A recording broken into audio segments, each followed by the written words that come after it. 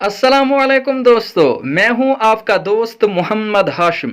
आपका खैर मकदम है हमारी यूट्यूब चैनल राहत हाशिम में। उम्मीद है कि आप सब अच्छे से होंगे। अल्लाह से दुआ है कि आप जहां भी रहें सलामत रहें। तो चलिए आज का लेक्चर शुरू करते हैं।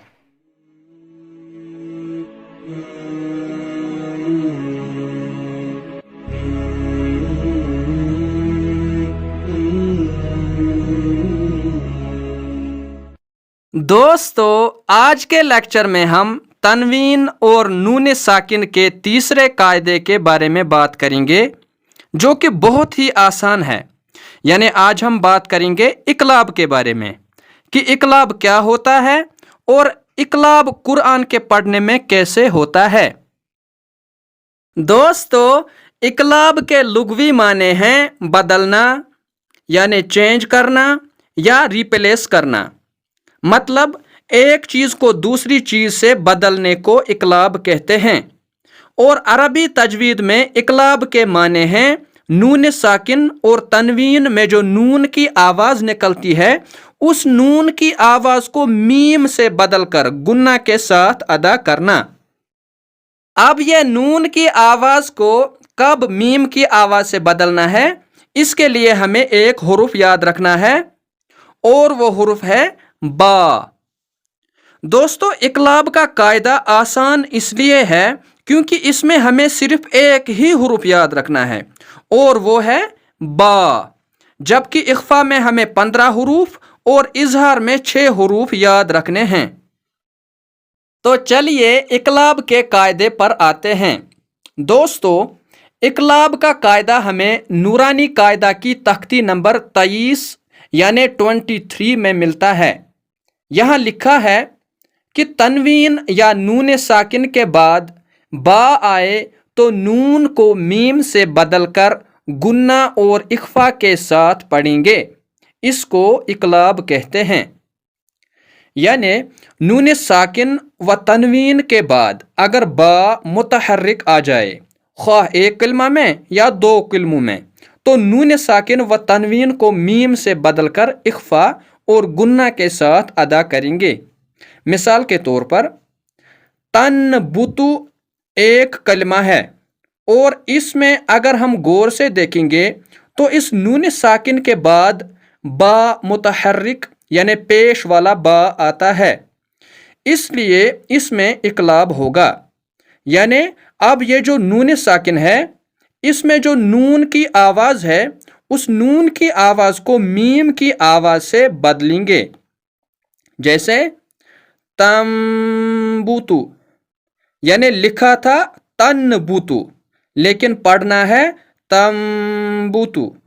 इसी तरह मन और बखिला 2 कलमे हैं और यहाँ भी अगर हम गौर से देखें तो इस नून साकिन के बाद बा मुतहर्रिक यानी ज़बर वाला बा आता है, इसलिए इस नून साकिन में जो नून की आवाज़ है उसको मीम की आवाज़ से बदलकर गुन्ना और इख्फा के साथ पढ़ेंगे।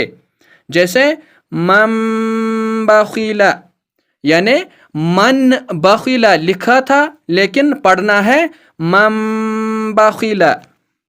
फिर इसी तरह यहाँ पर लिखा है लनस्फ़अन बिन नासियह, लेकिन इकलाब का कायदा हमें क्या कहता है कि तनवीन के बाद अगर बा मुतहर्रिक आ जाए तो तनवीन में जो नून की आवाज़ है उसको मीम की आवाज़ से बदलकर गुन्ना और इख्फा के साथ पढ़ना है। तो अब हम इसको लनस्फ़अन नहीं पढ़ेंगे बल्कि इसको अब हम पढ़ेंगे लनस्फ़अन बिन नासियह। यहाँ इस नून साकिन पर इकलाब होगा क्योंकि इस नून साकिन के बाद ये बा मुतहर्रिक यानी ज़बर वाला बा आता है और इकलाब का कायदा हमें क्या कहता है کہ اگر نون ساکن کے بعد با متحرک آ جائے تو نون کی آواز کو میم کی آواز سے بدل کر گنہ اور اخفا کے ساتھ پڑھیں گے۔ تو اب ہم اس کو من بین نہیں پڑھیں گے، بلکہ یہاں نون کی آواز کو میم کی آواز سے بدل کر پڑھیں گے، جیسے میم بین الصلب۔ یہاں اس تنوین یعنی میم دو زیر پر اقلاب ہوگا، کیونکہ اس تنوین کے بعد با متحرک یعنی زبر والا با آتا ہے، جس کی وجہ سے یہاں تنوین میں نون کی آواز کو میم کی آواز سے بدل کر گنہ اور اخفا کے ساتھ پڑھیں گے، جیسے کرام بررہ۔ یہاں اس نون ساکن پر اقلاب ہوگا، کیونکہ اس میں اس نون ساکن کے بعد با متحرک آتا ہے، تو اب اس کو من بعد نہیں بلکہ میم بعد پڑھیں گے۔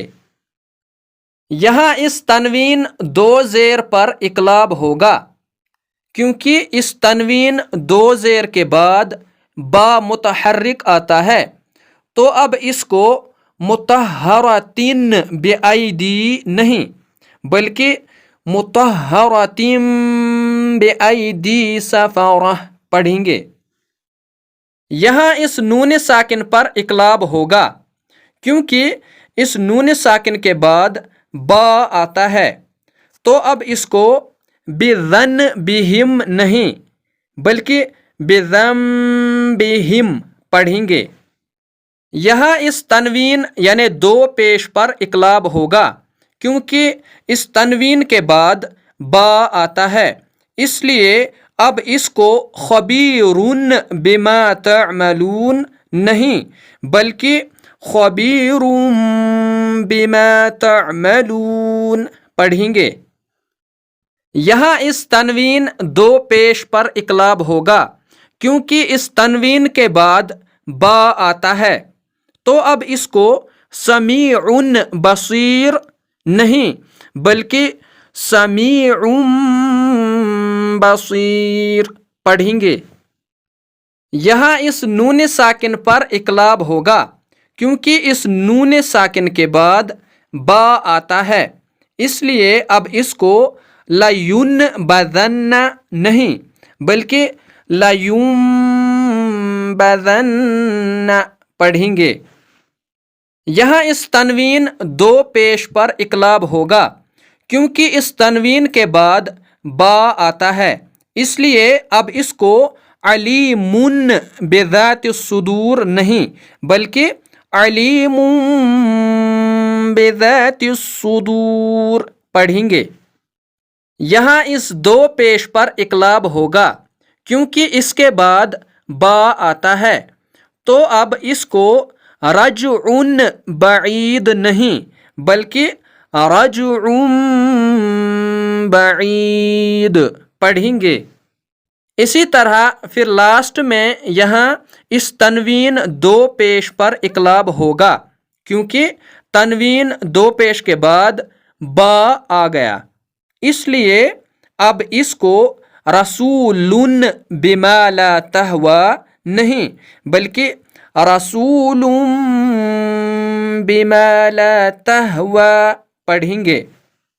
تو دوستو اب ہم نے سیکھا کہ چاہے یہ چھوٹا سا میم یہاں ہو یا نہ ہو، جب بھی نون ساکن اور تنوین کے بعد حرکت والا با یعنی زبر زیر اور پیش والا با آئے، تو وہاں نون ساکن اور تنوین میں جو نون کی آواز ہے اس کو میم کی آواز سے بدل کر گنہ اور اخفا کے ساتھ پڑھیں گے، اور اسی چیز کو اقلاب کہتے ہیں۔ امید ہے کہ اب اقلاب اچھے سے سمجھ آیا ہوگا۔ دوستو اگر آپ کو یہ ویڈیو اچھی لگی ہو تو ویڈیو کو لائک ضرور کریں، ساتھ ہی ویڈیو کو شیئر اور چینل کو سبسکرائب کرنا نہ بھولیں، تاکہ جو ہمارے آنے والے ویڈیو لیکچرز ہیں ان کی نوٹیفیکیشن آپ کو سب سے پہلے ملے۔ آپ کو یہ ویڈیو کیسا لگا نیچے کمنٹ باکس میں ضرور بتائیں۔ تو دوستو آج کا یہ ویڈیو یہیں پہ ختم کرتے ہیں، اپنی دعاؤں میں ہمیں بھی یاد رکھیے گا۔ اللہ نگہبان۔